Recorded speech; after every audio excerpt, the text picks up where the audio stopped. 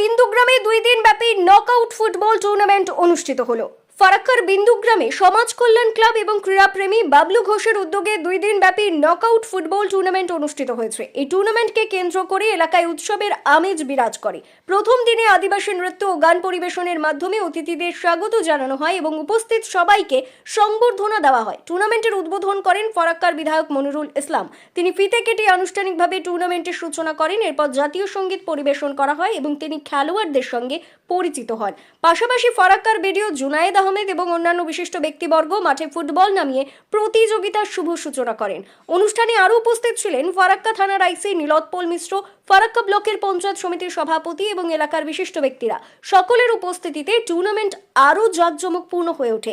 এই টুর্নামেন্টের মাধ্যমে সমাজকর্মী ও ক্রীড়াপ্রেমী বাবলু ঘোষ বার্তা দেন যে খেলাধুলো সমাজ গঠনের একটি গুরুত্বপূর্ণ মাধ্যম এবং যুব সমাজকে সুস্থ ও সঠিক পথে পরিচালিত করতে পারে।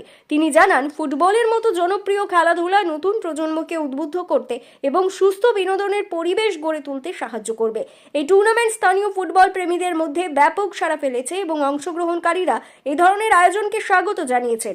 খেলাধুলোর মাধ্যমে যুব সমাজকে একত্রিত করার এই উদ্যোগ ভবিষ্যতে অব্যাহত থাকবে বলে আশা করা হচ্ছে।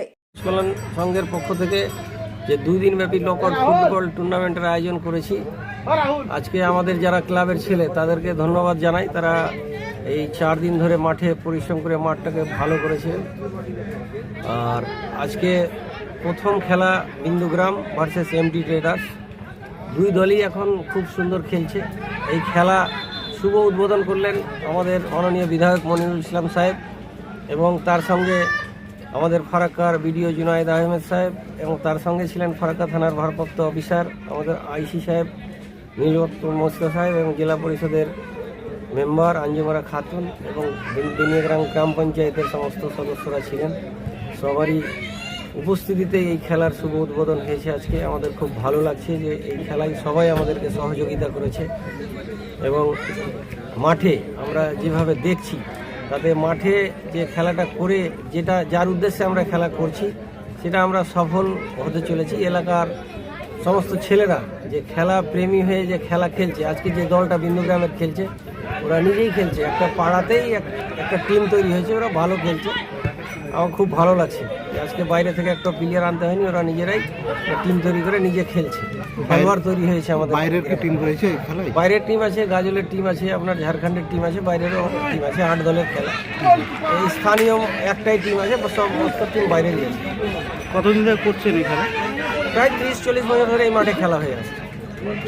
আমাদের যারা সিনিয়র ছিল তারা তখন এই খেলা করতো, এখন আমরা করছি। আর কালকে ফাইনাল হবে?